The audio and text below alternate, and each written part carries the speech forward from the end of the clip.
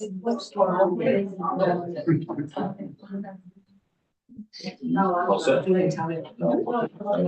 morning, everybody. It's 10:02 a.m. on Tuesday, February 20th, 2024. This is a regular meeting of the Kentucky State Board of Elections. I'm Michael Adams, the Secretary of State, Chief Election Official, and Chair of the Board. I'll call us to order. We'll start with calling the roll. I'll begin with members present in the room. Member Chandler. Ben Chandler, member for Woodford County. And then I'll go around the screen here as I see you. Member Griggs. You're on mute.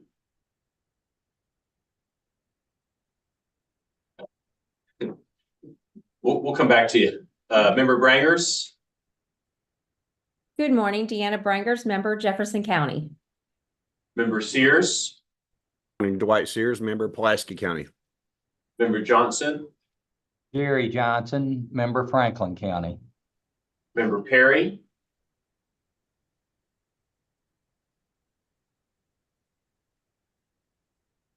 Can you hear us?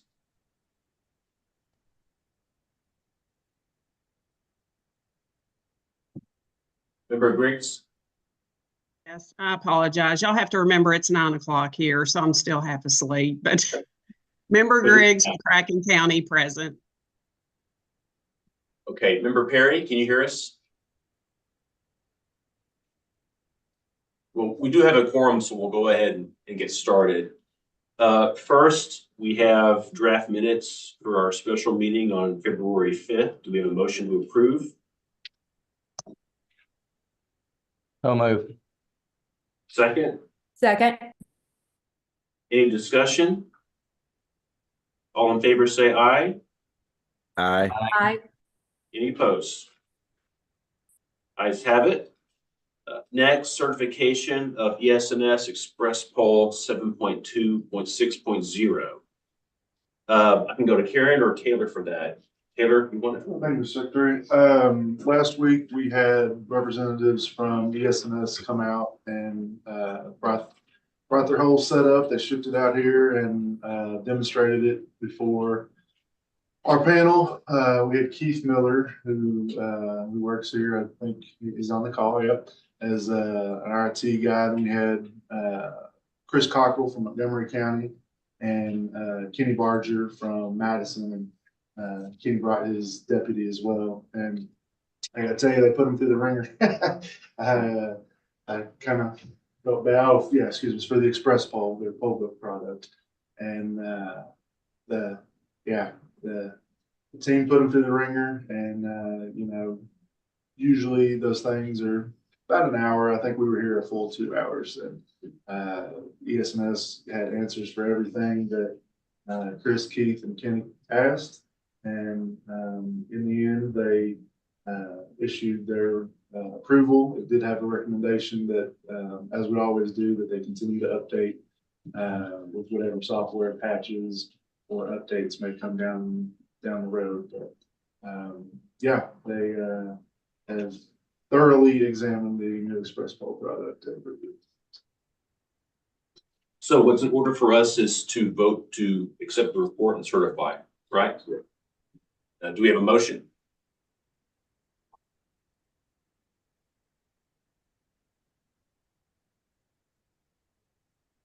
I'll make the motion.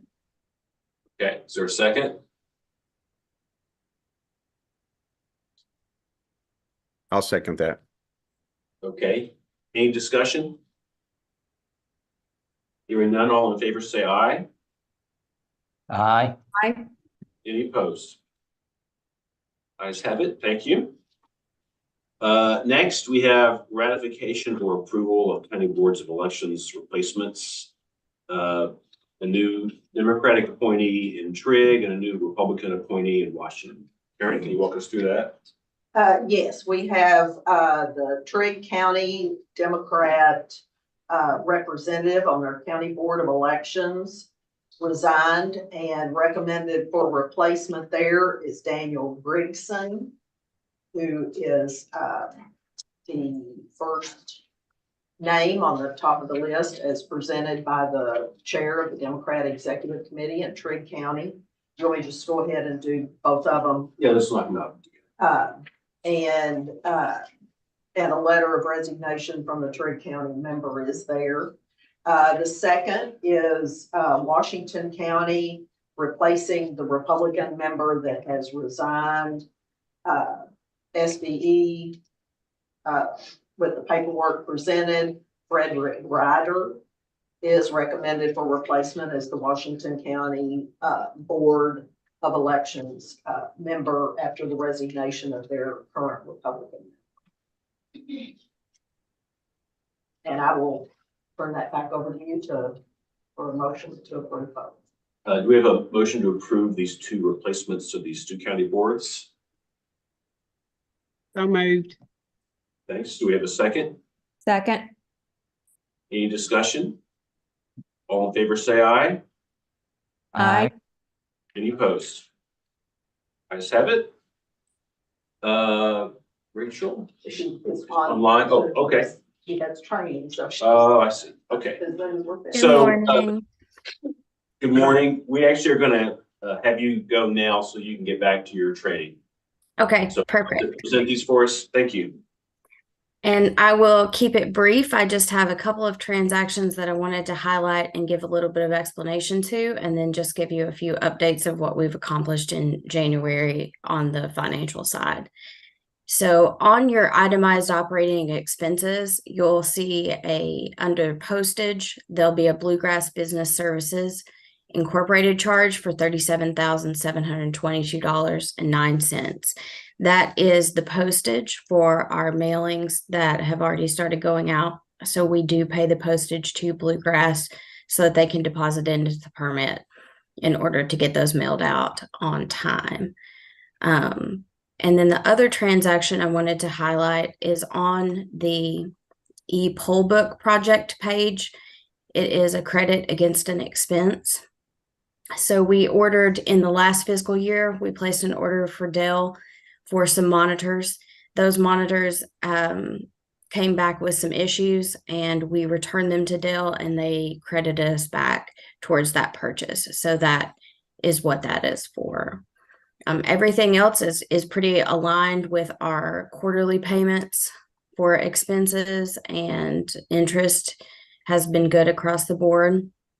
We did during January submit our mandatory federal financial report. We do those quarterly for the election security grant.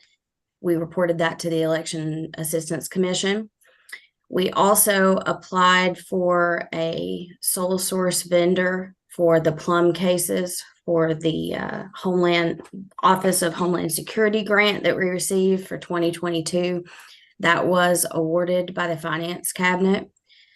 We also got the purchase order approved for those said plum cases, and those have been ordered. We're just waiting on an ETA for the vendor to let us know when we'll have them, but we should have them. Barring any jinxes that I may have just caused, we should have them before the primary election. We also, for the 2023 Homeland Security grant, we finalized the delivery order for the security carts, and we just gathered up the final information from all of the counties and their needs. So we'll be placing that order today or tomorrow, and they should be shipping those and receiving those before the primary election as well. So we're hopeful that we don't run into any issues there, but that is the plan right now. And that's pretty much all I have, unless anybody has any questions that I can answer about anything specifically. If I may, I just want to say that Rachel and Richard have worked very hard to get both of those items ordered and through finance, so the clerks can have plum cases and security cards prior to the primary. The plum cases particularly are important in areas where they have problematic connectivity, and it's going to make a big difference in a lot of the counties for the primary and of course onto the general. So I just want to mention that those were two big items that we were able to get pushed through Finance and Administration Cabinet. I appreciate them working with us on that. Get those delivered. Any questions for Rachel? Mhm. We have a motion to approve the report. So move. Is there a second? Second. All in favor, say aye. Aye. Aye. Aye. Any opposed? I just have it. Thank Mr. you. Chairman, Yeah, I just want to make one remark if I may. Sure. If it's appropriate. Rachel, I just wanted, and we've done this before, but I wanted to acknowledge again publicly what a great job you do for the Board of Elections. It's the financial stability of this organization is highly dependent upon the work you do, and of course that the rest of the staff, but you just do an excellent job in keeping us apprised of what's going on and making it to where even I can understand it. So I just wanted to give you my personal thanks for all you do. Thank you, Jerry. Thank you, Mr. Chairman. so next we have discussion and vote on county plans for the May 21st primary election. Here's how I'd like to proceed. As of midweek last week, meaning my staff and I, had received 69 of 120 county plans. Another tranche of 14 came in after hours on Friday. My team and I have not had a chance to go through those yet because we're going to have to come back anyway because we don't have 120. What I'd like to do today is take up the first 69. And so I'm happy to read those counties into the record. I've got a list here.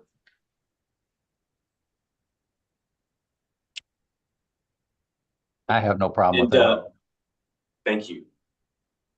And something I'd like to remind everybody, including myself, is that our jurisdiction only applies to counties that consolidate below the number of precincts that they have. And so if a county opens all their precincts, regardless of how many precincts they have, if they open all their precincts, we actually don't have to approve their plan. So the fact that we have so many plans and we will have ultimately 120, actually a lot of those you don't have to vote on, they don't have to produce, but we'll certainly take them up because the clerks will do the trouble to send them to us. So I'm going to read through. So here's what I'd like to do. I'm just going to read through the first 69, and then I'll throw it open to you all. And if there are any that you want to talk about, we'll talk about them. How many clerks do I have here? A lot. I can't even count that many. So if we want to do a presentation by each clerk, we certainly can. If we want to just have you all offer questions or comments, we can do really whatever you like, of course. But let me start with the counties that were taken up at the moment.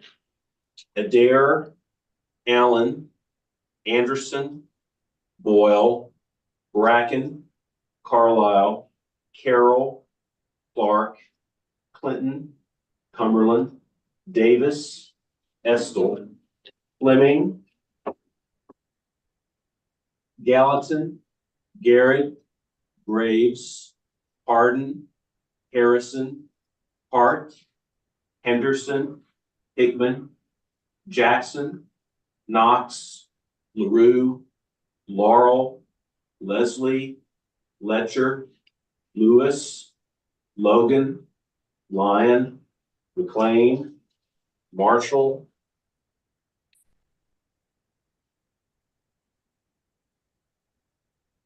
Metcalf, Montgomery, Nicholas, Ohio, Oldham, Owen, Pendleton, Perry, Pike, Robertson, Rockcastle, Rowan, Scott, Shelby, Spencer, Trigg, Trimble, Union, Warren, Webster, Whitley, Wolf.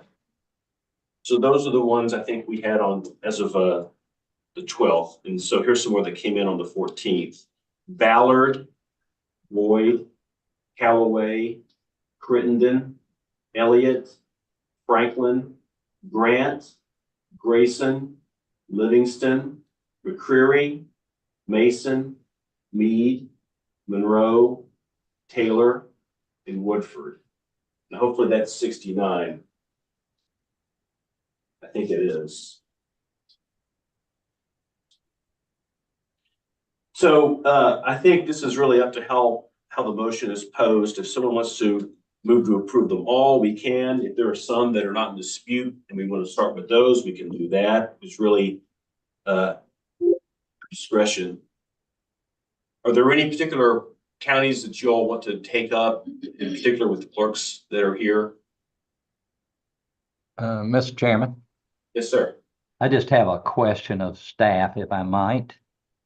Out of the 69 counties that have been brought in up to this point for consideration, does staff of the Board of Elections have any issues with any of those 69 counties that they'd like to bring forward now? Just, do you have any recommendations other than to approve?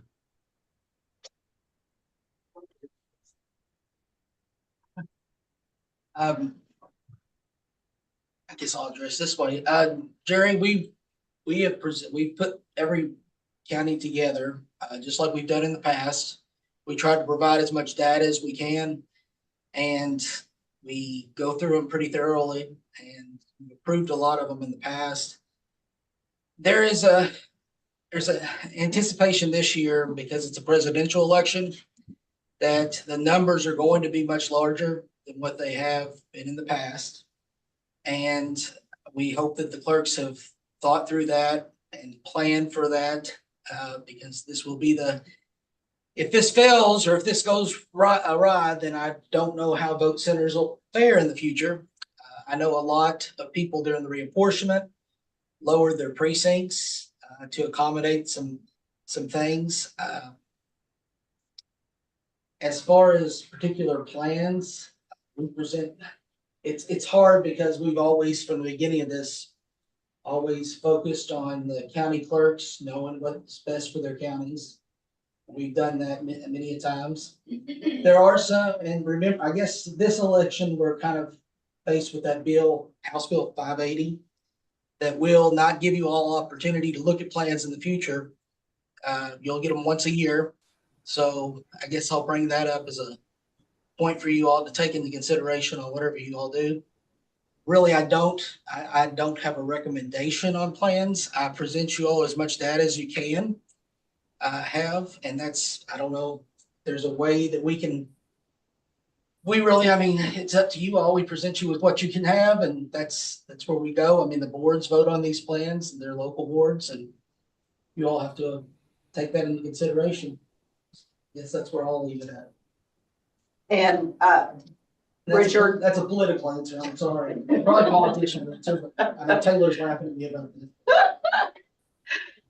Richard said that very well. I will tell you that between Richard and I, we've spent a lot of hours putting all of the plans in some kind of format that is easy to read, trying to prepare a spreadsheet that provides as much data about the county as, and not just your own personal county, but any county that you may not know as much about.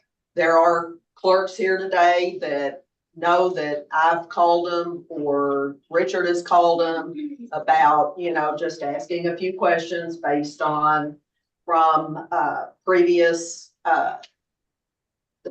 election back in 23 and the current election coming up. I will say I'm very pleased that many of the counties have added vote centers. That was one of the recommendations that we continue to push, that, we feel that's important to do for the primary anticipation, in anticipation of the numbers that may occur in November. I will say, I have talked to most everybody in this room about their plan in some respect, and many other counties, and Richard and I have talked to them together as well.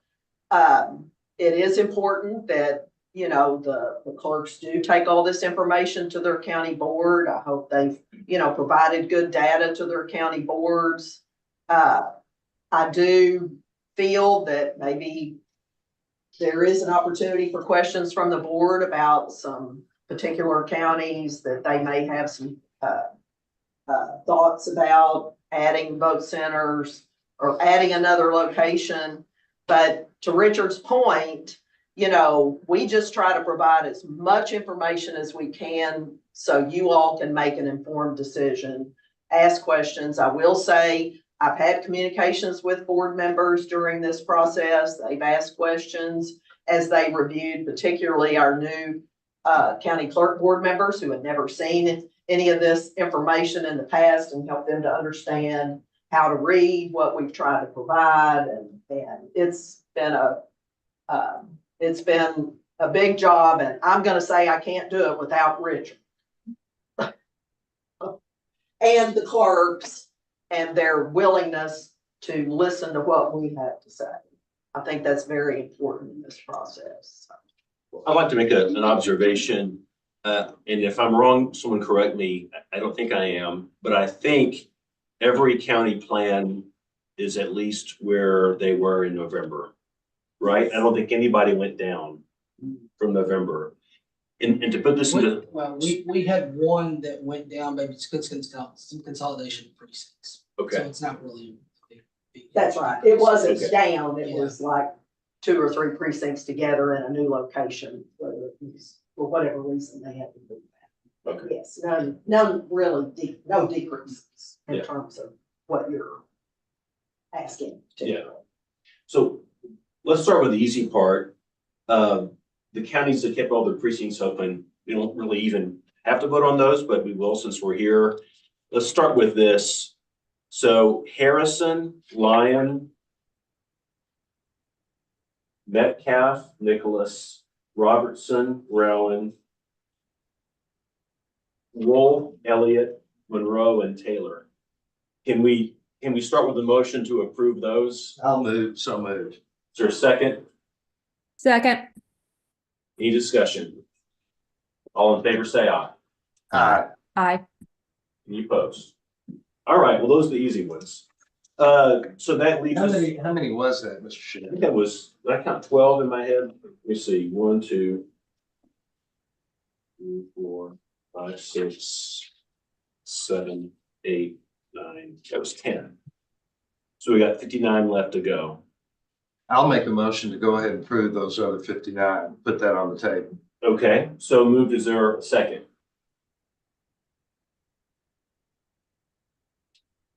Sue Carroll, second. Sue, was that a second? You're on. Yes. Yes. Okay, thank you. Okay, so we'll start a discussion of the remaining 59 plans. Do we have, actually, let me start with the clerks. Any of you all of those 59? You are? Would you like to come up and talk about your plan?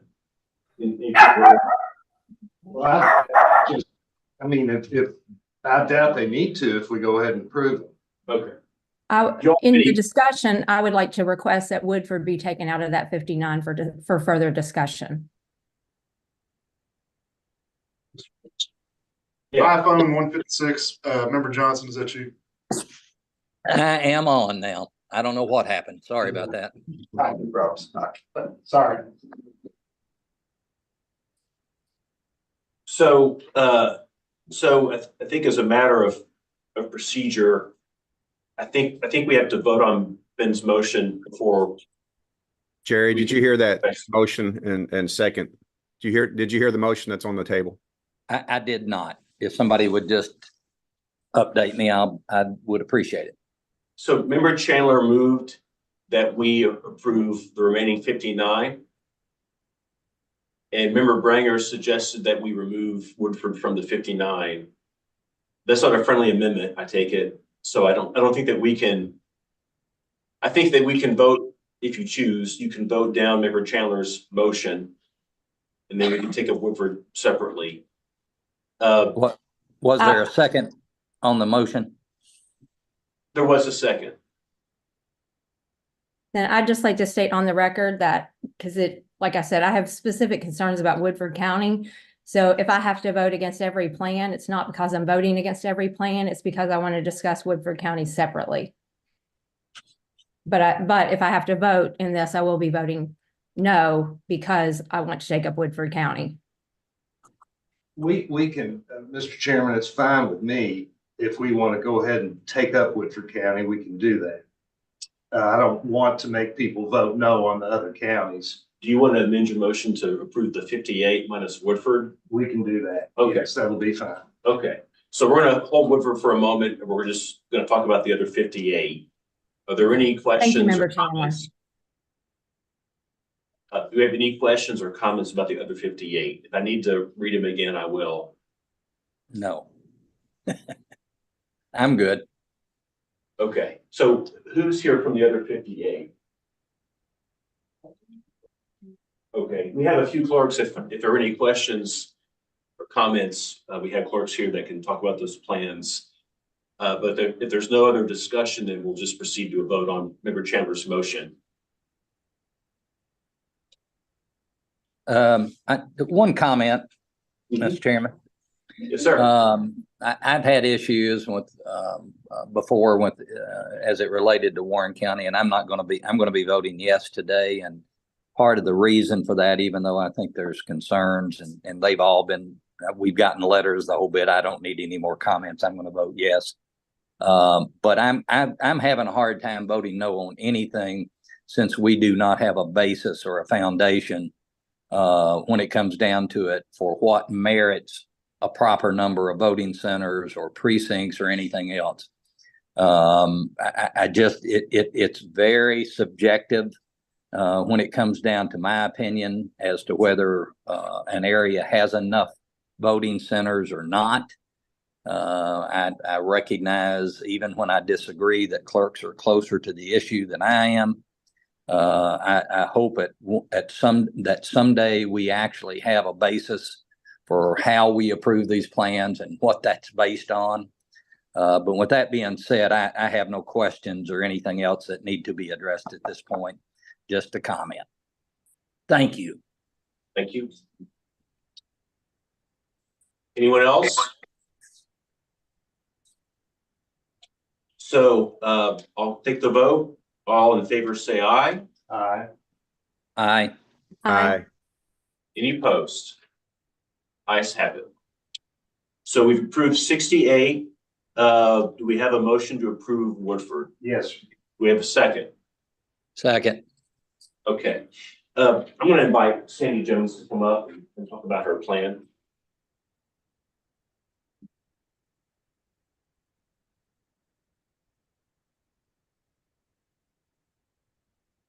Secretary Adams, members of the State Board of Elections.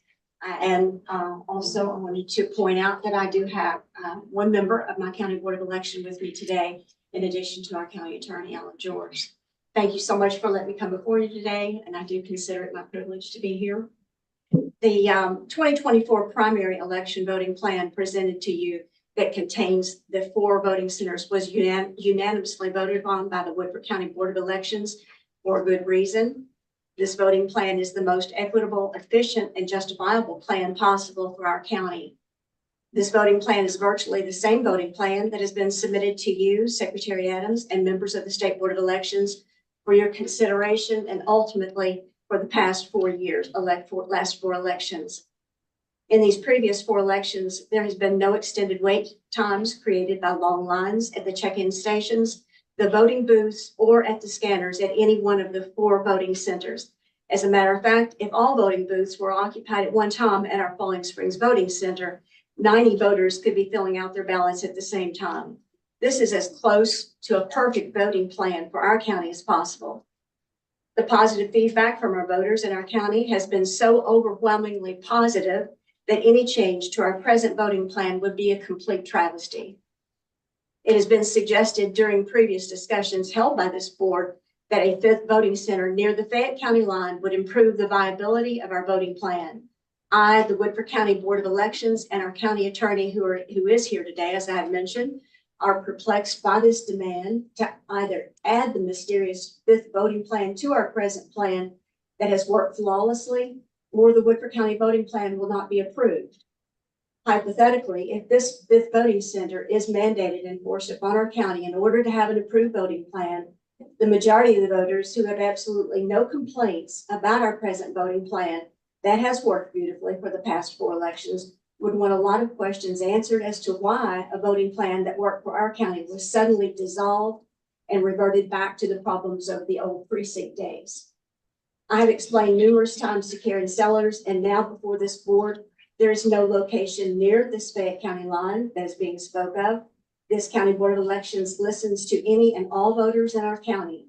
We are always willing to make any improvements necessary for one election to the other if any improvements need to be made. We take all comments and recommendations under consideration to be sure that our election process is the best we can possibly make it for Woodford County. A fifth voting center near the Fayette County line requires a location. All possible locations, such as the churches on Lexington Road and the Versailles Center, where the old Kroger was located, have all been given to me as a hard no. The machines that have not been delivered, yet are needed at Falling Springs, where the expansion of the third basketball court now houses 4 more check-in stations are needed. We have no extra qualified precinct election officers at this time. Early voting requires precinct election officers who work when they can, and believe me, it is difficult enough now to find all the positions needed for early voting and election day. No location, no machines, no precinct election officers, and no need to diminish the effectiveness of the perfect voting plan this county has enjoyed for the past 4 elections with no problems. I reviewed the recordings of the State Board of Election meetings where discussion was held regarding our county's voting plan that was presented for the primary and general elections of 2023. I want it to be made of record that I did not pledge to have a fifth voting center as Member Branger stated. I would be glad to provide you the link and the timeline on that link whereby I clearly responded back to Secretary Adams 2 times when I was asked if a fifth voting center would be added. I stated a fifth voting center has been proposed and it is something that we're looking at to add another voting center because it has been voiced to us, meaning to our board. He asked me again if an additional voting center would be added in the same spot on that recording, and I said, that definitely is on our agenda to be reviewed and was recently discussed at our last Board of Elections meeting. This is a far cry from me pledging to add a fifth voting center as stated by Member Brangers. She made the comment twice that I pledged and I would add another voting center to our plan. I strongly disagree with this statement. I did not pledge any such thing, nor do I have the authority to pledge anything without the total vote of our Board of Elections. Every voting plan that has ever been submitted to this board was voted upon by our County Board of Elections first.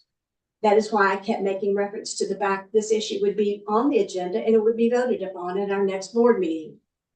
I attended the legislative meeting in Frankfort at the Capitol, whereby discussion was held and questions were asked of members of the State Board of Elections and to the Office of the Secretary of State as to why certain counties had elections that were less than desirable for the voters of their county. Our county was not one of those counties that was questioned. If our county had been one named that needed a drastic change in the voting plan to accomplish a more efficient, equitable election, we would certainly understand this request and move forward to make any necessary improvements. This is not the case. Quite to the contrary. This change that is being discussed to adding a voting center somewhere in the near the Fayette County line would take away voting machines, precinct election officers, and my staff that man each and every voting center from the Falling Springs Voting Center that operates without a hitch. As I stated before, this fifth voting center would be a complete travesty to our county. I thank you at this time for your time, and I would entertain any questions. Mr. Chairman, I'd like to add a little bit to that, if I may. As you know, I live in Woodford County. I'm very familiar with the makeup of the county, with the past voting patterns of the county. The geography of the county supports this plan. Clerk Jones has got the 4 voting centers that she has strategically located geographically. You can see that if you look at a map of Woodford County. The area that is being proposed for a voting center is a highly traveled area. And really, if anything, it would present dangers, traffic dangers and so forth, if you have automobiles coming in and out of that, what amounts to a highway. The effort to put a voting place in that part of the county is basically an effort to put a voting place on a highway. And that's just really not, I think, very safe if you're familiar with the area. I want to also quote or follow up on something that Member Johnson said, which I thought was quite accurate and appropriate. He said that what we're dealing with now are standards for these voting locations that are subjective, not objective. We have no requirements in place that I'm aware of, either by statute or by administrative rule, that requires any particular number in terms of number of voters or otherwise for locations. So until that happens, I would submit to you that anybody who feels differently about a plan that's submitted by a clerk is voicing their opinion, and they have a right to an opinion, but it's subjective. It's not necessarily buttressed by data.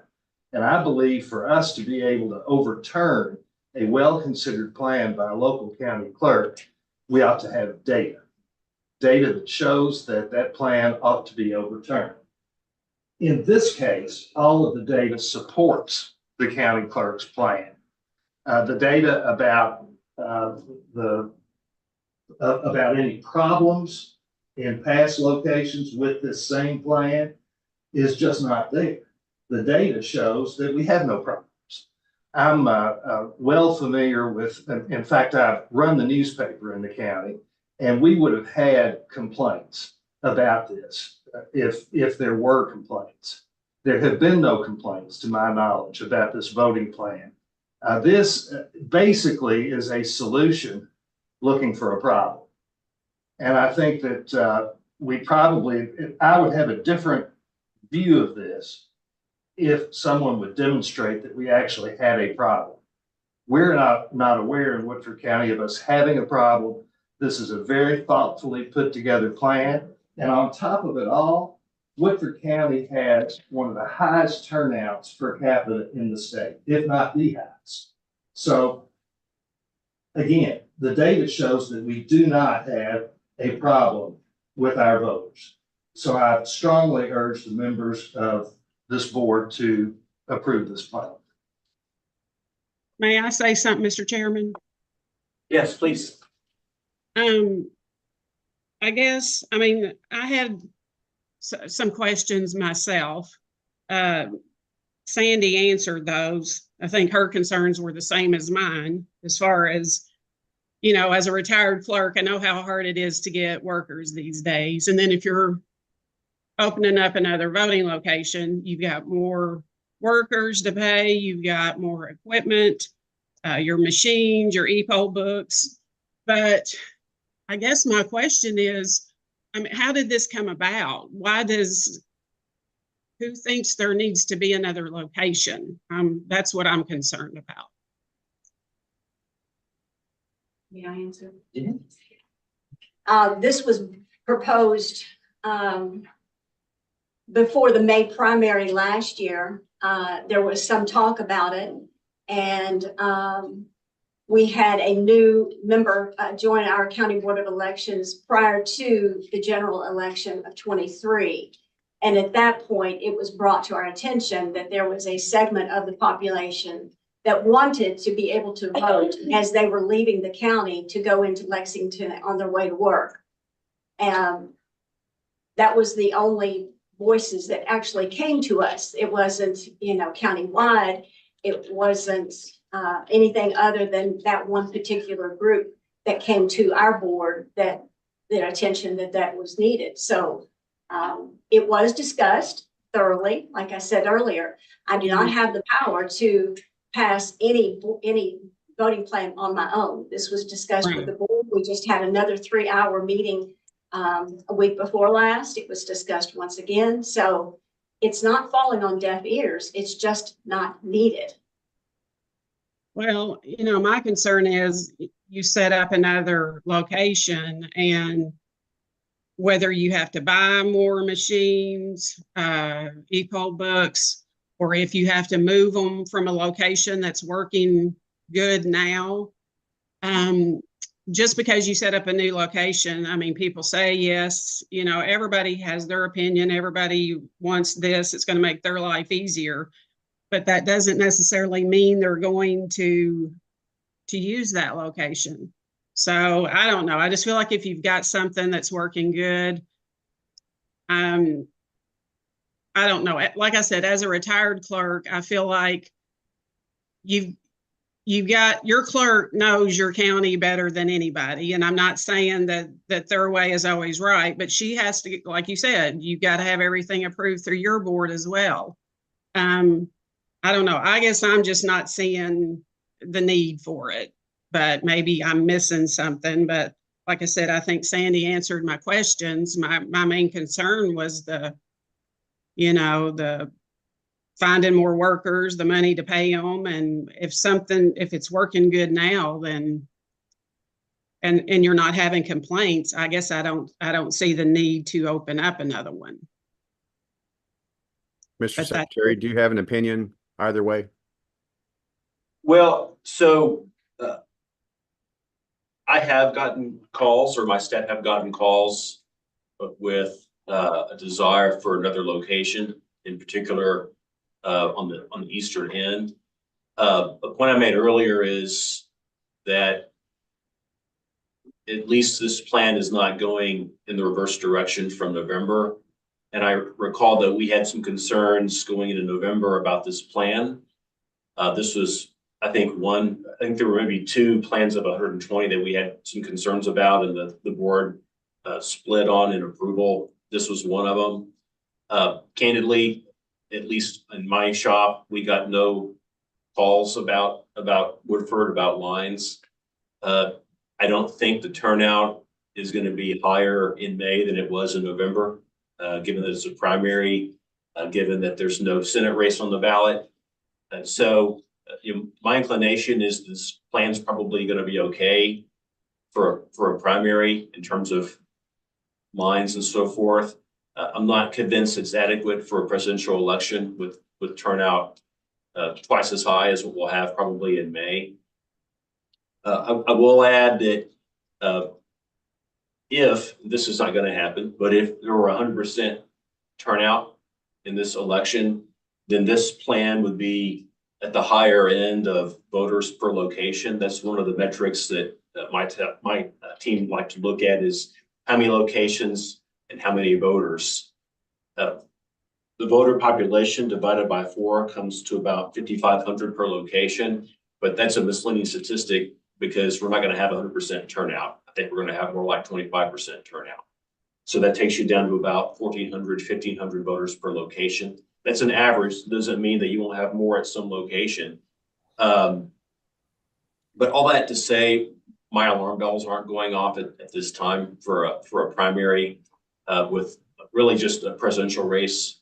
And I'm not even sure there are legislative primaries in this district. Are there any primaries that are going to drive turnout in this county that you're aware of? Yeah. I think it's a sleepy primary. I've expressed I'd like to see more locations going into a general election. I don't think that this will be inadequate for a primary.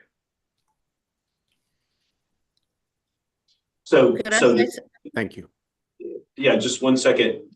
I'll finish my thought just real fast, and I'll just say this: if you all pass it, I don't intend to veto it. And if it's a tie, then I don't intend to vote no on it. Obviously, it's at your discretion as a board, which you do now. We'll be back here in 6 months, and we'll discuss the general election. I'd like to see more locations for a general because the turnout will be quite a bit larger. At that point, we'll be looking at 3,000 voters a location, maybe more.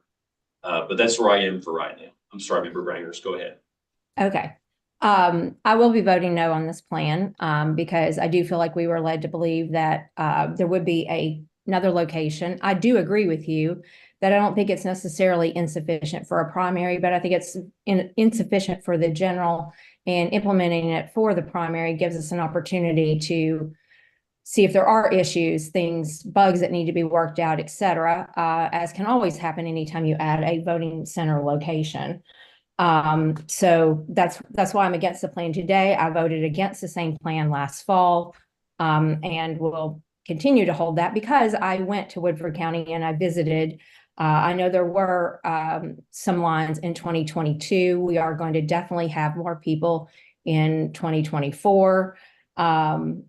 So I expect under the current plan, by the time we get to November, that they will experience some lines.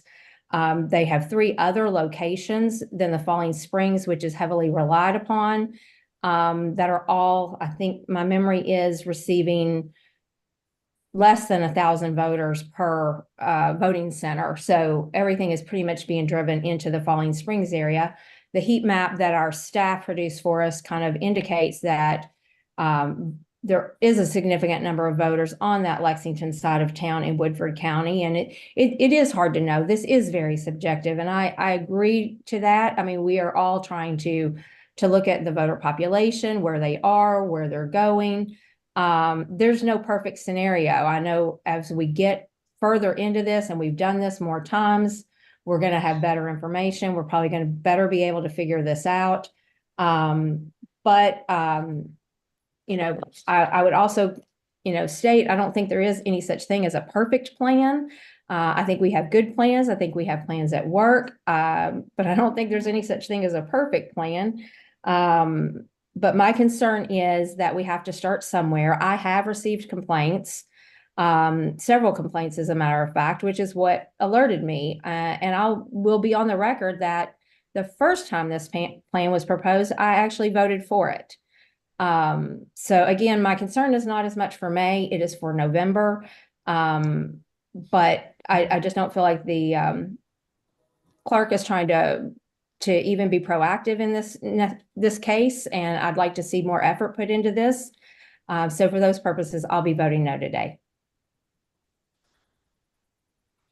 Thank you. Anyone else? Any other discussion? Discussion? From Woodford County? Well, this is for the board members to discuss, unless they have some questions. Okay. All right, all in favor say aye. Aye. All opposed, no. No. I will state for the record, my no is that in the past, I've supported every board member in here, that anytime they have questions or concerns, I support that reason just for additional dialogue. And for that very reason, I'll support no as well. So I count the yeas at 4 and the nays at 2, so the motion passes. Thank you. Thank you. May I make one closing comment, please? Yeah. If I could, I would like to make one proactive comment and invite you. I'm sure you're too busy on election day saying to our member branches, but at any time you could send someone, a representative to our county. I can't take video, of course, because we can't show any voters' faces, but I would like to be able to show in live time how it works. So if you would please just consider sending a representative to Woodford County just to see for yourself how the thing works. Well, I might, Mr. Chairman, point out that we essentially had the same discussion last year, as you recall, and the same concerns were voiced. And there were no votes against the plan last year. The plan passed last year, just like it passed this time, and we had the election. And to our knowledge, it went very, very smoothly. So if history is any guide, and I'm not sure what else you can use as your guide, but if history is any guide, this ought to be just fine. Thank you very much. Next, we have KCCA. Welcome to the table, Tabitha.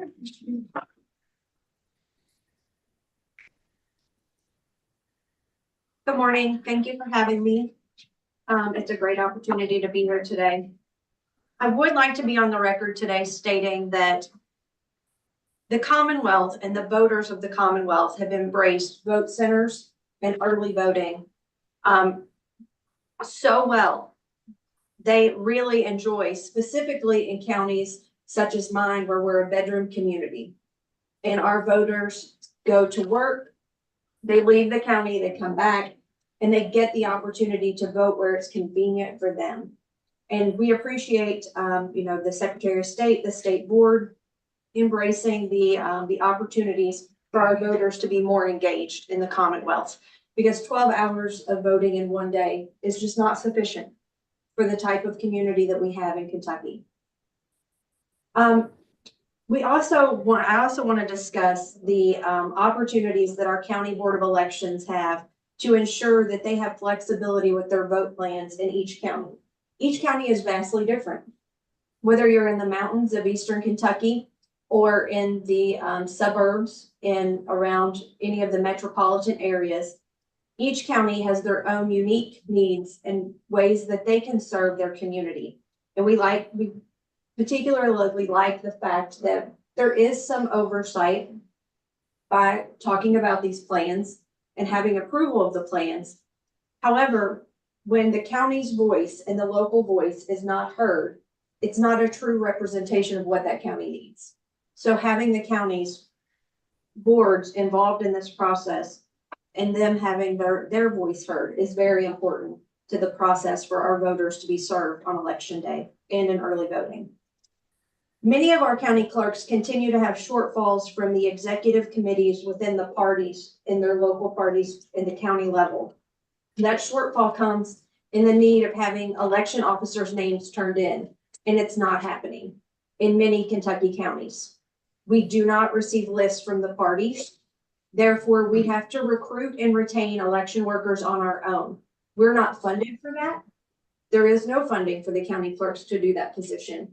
Yet we continue to do that to ensure that voters have the opportunity to vote on election day and in early voting. The parties really need to take that position seriously, and I don't think that some are. They're not actively recruiting. They're not submitting the list in the timely fashion in March that they should to the County Board of Elections. And that is putting a strain on all of the Kentucky county clerks. We have more clerks trying to recruit officers to serve each year as this process continues on. That's becoming problematic for the Commonwealth. We have other responsibilities, such as making sure that our machines are inspected, that our machines are set and ready to go, that the proper forms and ballots are approved and ordered, and all of those things. And yet we're still recruiting all of these election officers to try to serve in these positions when the parties are supposed to provide that to us. So I'd really like to encourage the county or the State Board of Elections to put some pressure on the County Board of Executive Committees, the state parties, to ensure that those roles are being fulfilled so that we can have a better pool of people to recruit from. Because there's certain people that have told me over the years, I don't want to serve anymore, I'm tired.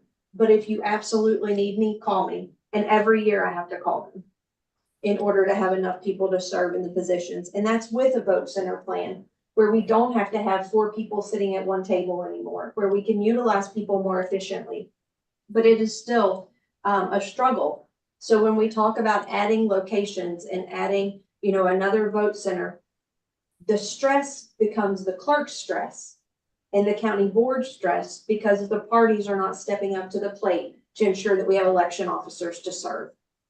And lastly, as we move through the legislative session this year, in the last 2 legislative sessions, I want to thank the State Board and the Secretary of State for coming to the table and being part of a collaborative approach to election bills, whether that was House Bill 574, 564, and this year 580.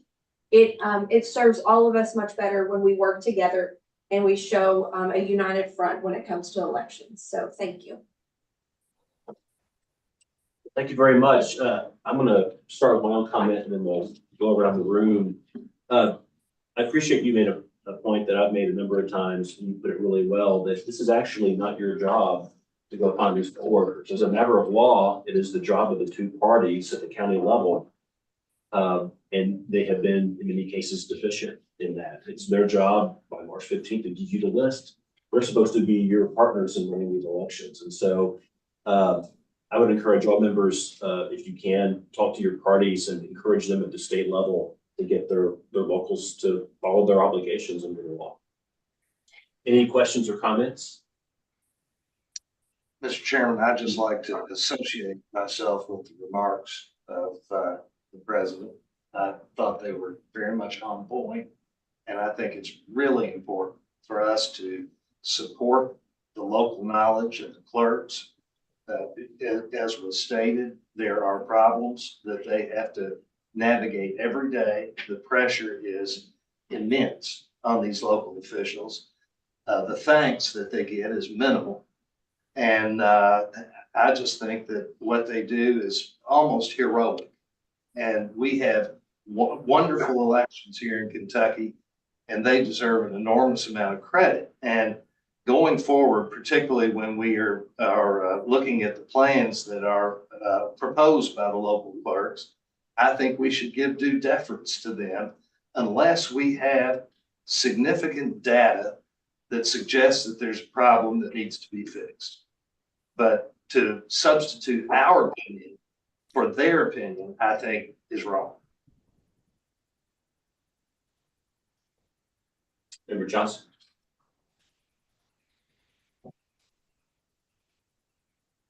Member Johnson, you're on mute. I appreciate your indulgence today. I've been a little more talkative than normal, and I know that's too much. So, but I just want to finish up on my thoughts, since I tend to sometimes be the lone voice many times. I've voted 2 or 3 times over the last 2 or 3 years and was the only vote against a particular plan or whatever. But I do want to reemphasize a couple of things that Ben just said. One is, I absolutely believe that the work that's done by the clerks on in their home county is absolutely near heroic. It's amazing. It gets tougher every year. But there's a couple of things I think we as a board should consider, not that we would have much impact on it, but I think strong recommendation to the legislature to add additional funding, significant new funding for counties is vital. They can't, right now counties are paying much more of their own local funds than we're providing from a state level. I think being able to increase pay and training would make a big difference for finding additional election officers. I am totally supportive of voting centers. I think it's the best thing that's happened to voting in the state in a long time. It never made sense how we did it before. So I encourage us to look for more opportunities to expand into voting centers. Finally, I do think there's some folks have the belief that just by adding additional centers or precincts doesn't necessarily guarantee increased turnout. But I think in the areas that we've seen when there has been additional places added, and I can think about a couple of special elections previous to this, I think providing additional access is always a positive. We just have to figure out a way to how we support clerks and make sure that they have the resources they need to be able to do that ongoing into the future. And again, I appreciate the work they do. Mr. Chairman, I appreciate your indulgence. Yes, sir. I'd like to respond to part of that. The bill that Tabitha just referenced, House Bill 580, that's a bill that that the KCCA and SBE staff and my office have worked together on since, I guess, the middle of August, about 6 months now.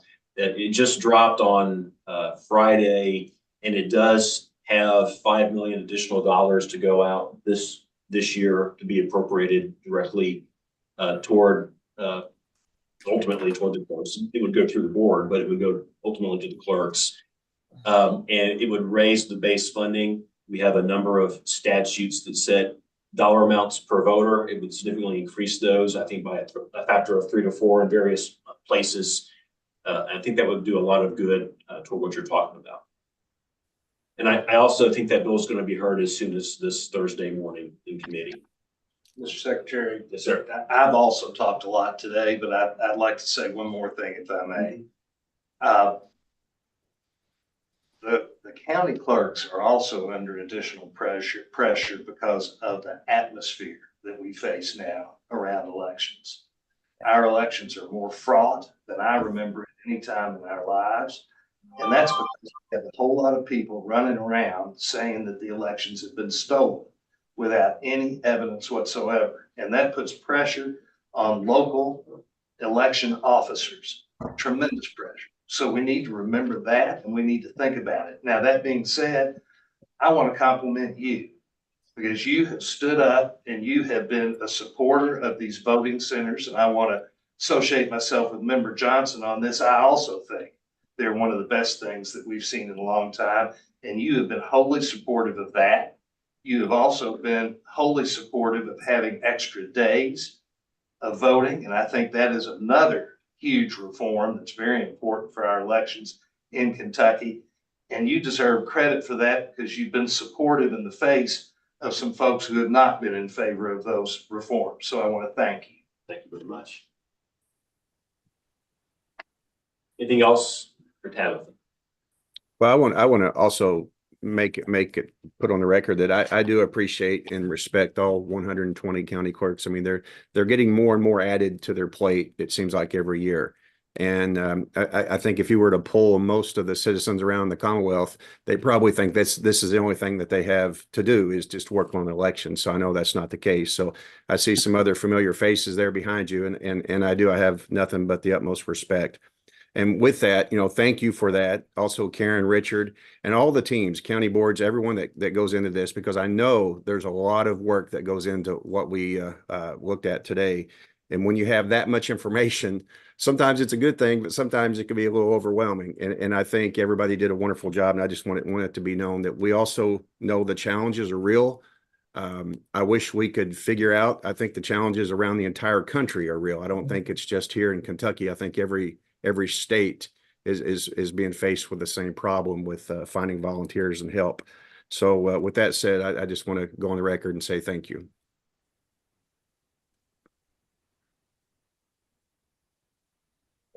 Thanks a lot. May I say one more thing?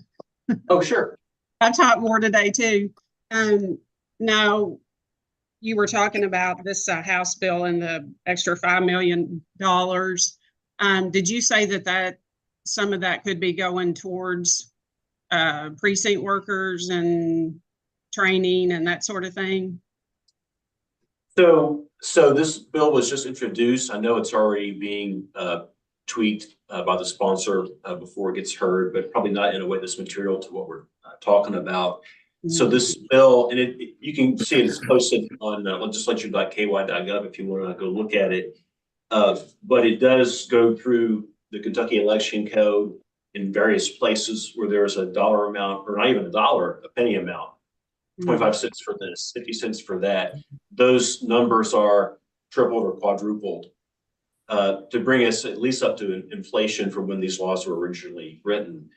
And the net impact of that is a significant base funding increase of, I think it was $5 million in this year. I believe that money was directed to the board, and then the board could redirect it, I think, in the current version of that bill. Well, I just think, as a board, we can throw ideas out there, and sometimes they are. And then once again, I'm saying, as a retired clerk, it's like, okay, this is what we think, but y'all go figure out how to do it. So I think we've got to have ideas for our clerks and for their boards of elections too, to how to pull off these things that they're being asked to do, as far as adding new locations and that sort of thing. So I think, like we've said, clerks have got a lot on their plate, and I think we need to be very supportive of how to help them carry it off as best as they can. Well, The clerks certainly have challenges, as Member Chandler was saying, and others have said. The good news, and there is good news here, is that when I was on this board, gosh, about 5, 6, 7 years ago, we had a biennial budget passed in 2016, and we on the board had to vote to send to the counties money that was less than what was in the formula in the statute, and the statute was written in the 80s. And the reason is because the legislature notwithstood the language of the statute and said, notwithstanding KRS this and that, here's less money than what's actually in the law. We don't have that problem anymore. Now we actually have funding increases. This isn't the law yet, but I hope it will be. We've had base funding increases. We had that in the last biennial budget. I think we'll get that in this next budget as well. So there has been progress on lots of fronts in our elections, but dollar signs make a big difference too. Number 8, Executive Director. Karen? Thank you, Mr. Chairman, and I appreciate Tabitha's comments. And I was going to mention, yes, there is legislation up in front of been introduced recently on some cleanup to some of the things that have been done over the last 2 years. The funding piece is what is under SBE now. The Finance and Administration Cabinet allocates it to SBE, and then it is funded to the clerks every year. And I'm hopeful that that funding stream of allocation of dollars to State Board is increased in this budget year. Because we have spoken many times, Tabitha's been with me about the cost of elections, what is currently allocated compared to what the counties are spending, and it's almost $3,000 per precinct last year, and allocated is $255 currently. So it's very important that this legislation allows some additional allocated dollars, and SB totally supports, as we brought to other committees last year in the interim about the concerns we have about the spend. So we continue to monitor, SB staff, we continue to monitor that. About a week ago, House Bill 44 was up in front of the legislature. Assistant Secretary of State Jenny Scutchfield, myself, and John Hodgson were at that meeting. I did express some concerns that we saw that wasn't anything that I hadn't already expressed to the bill sponsor, and just wanted to make the board aware that I had gone to that committee, and I believe, that was understood. The bill did pass, but, we just had a few concerns regarding that bill. So I did want to make that clear. And no need to go into the details on that. I was wanting to bring up at the meeting in January, the board approved a legal contract with Sturgill Turner.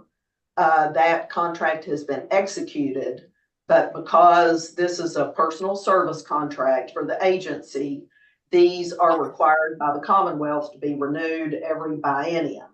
So believe it or not, it's already having to be renewed under the law, because it will become again effective July 1. The language for a renewal contract is exactly the same. The amount is originally 25,000, and I believe I don't recall, I didn't go back and look, but I may have mentioned that I would have to bring the renewal back sooner rather than later. But I would like to bring that up to the board. I guess it's a renewal. Should we take a vote? I'll leave that up to the board and the chairman. But I did want to bring that up as part of my report, that we do need to do it. If not now, we can do it, but it's the exact same language as was approved by the board on January 16th. One thing I did want to mention, I was going to refer to Richard and let him just update on the reapportionment process that we're now underway. And again, I want to compliment Richard's work over the last several months, including Sheila has been a big help to him. And the counties, we've had to reach out to a lot of counties, I guess almost 120, and have been very good to work with Richard and help us to make sure we could get good lines, precinct lines established for the state. And I'll refer to Richard to provide a little bit of an update on that. Sheila and I are familiar with everybody's creeks, census blocks, data. So we've spent the bigger part of the last 3 months going through that. We're almost finished, almost completely finished with all the counties. We have for the first time in history, we will have shape files for every precinct in the state of Kentucky. So we're working, and we actually hired a GIS person. I think we brought that up last month, that is doing some amazing work, and we're going to be able to do some amazing things with this data going forward. And just we've been thankful that we've gotten to work with the clerks and their ad districts and some other people, and we're just ready for it to be finished. So. Thank you, Richard. I did also want to mention that in, SBE's requirements under the law and under state statute that we oversee list maintenance. In the last week, we've done another mailing of the 2 cards that are required under the National Voter Registration Act. It's called an 8D2 and an 8C1, 2 separate cards.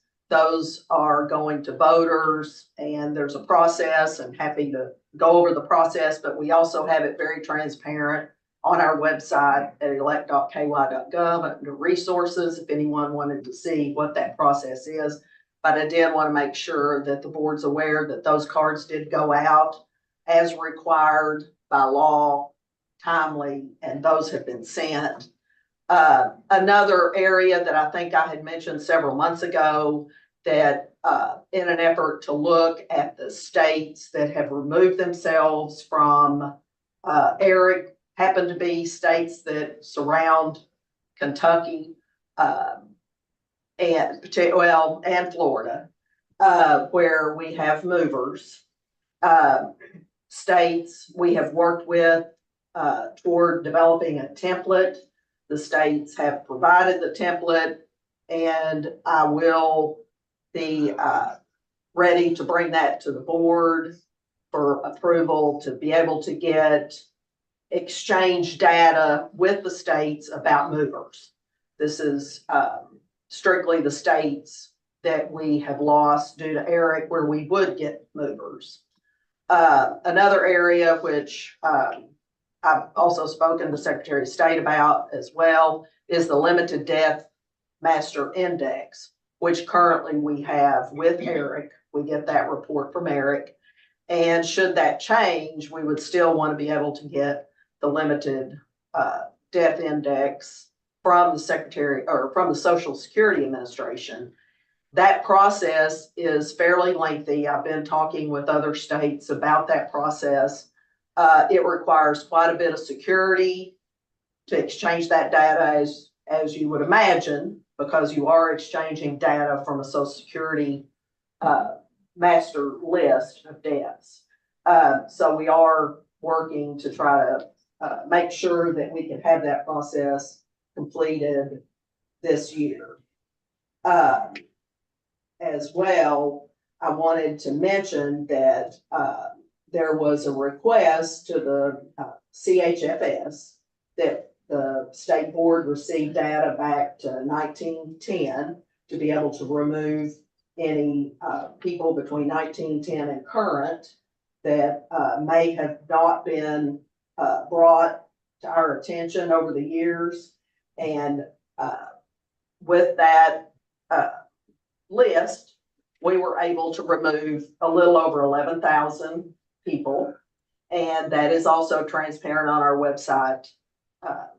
We were very careful to make sure we matched exactly. So there's no question that these are appropriate removals from the voter rolls. And so we got that accomplished in the last week or so. So trying to get these voter rolls cleaned up, Mr. Secretary. So just want, and that concludes my report. Any questions for Karen?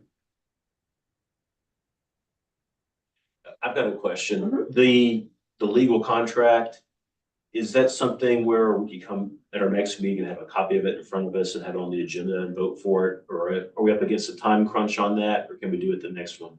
If we're going to have a special meeting, that would be good. It's a template that other states are signing. It's very similar. They're all doing pretty much the same thing with each other, with the exception. I was asking about the legal services. Oh, the legal services. We can do that next time. Okay. As long as we get it done within the time frame that the state requires. I was only bringing it up, but we can certainly get the copy back out. It is the same that we did before, but it is, again, a contract. Yeah, I just like to have it in front of everybody on the agenda before we vote on it. There's no time loss with it. No, I think we would try to do it before our meeting in March. Maybe we could do it at the, if we have a special meeting over the plans, maybe we could do it then, just to make sure we stay within the timeline of the Commonwealth. Okay, very good. All right, thank you. You're welcome. Is there, we have a closed session here in just a moment. Do we have any other business before the board today? Secretary Adams. Yeah. Kevin Meany from Bullitt. Can I ask a question for clarification? Sure. On the list of the counties, I didn't hear my name mentioned, but I had submitted on Friday, and I'm on a list that came from Karen indicating that I was to be discussed, part of the group. So we took up the 69 that we had received by Wednesday. I didn't get a copy of your plan until after hours on Friday, so I've not seen it yet. It's the same plan that I used in November of 22, and I've added another location to it. Since I drove up here thinking that I was going to be discussed, is there any chance that it can be discussed? I haven't had a chance to look at your plan yet. Okay. We'll pick it up at the next one. Thank you. All right, is there any other business? So I know there's one issue to discuss in closed session. Is there anything else besides the one item? Taylor made me a little cheat sheet here since he had to step out. Well, I know we have a pending litigation issue. Do we have a Right. security issue as well? Yeah, well, yes, he says yes. That Okay. would be the security issue. Yes. Okay. Do we have a motion to go into closed session pursuant to KRS 61.810 to discuss pending litigation and security? So moved. Is there a second? Second. All in favor, say aye.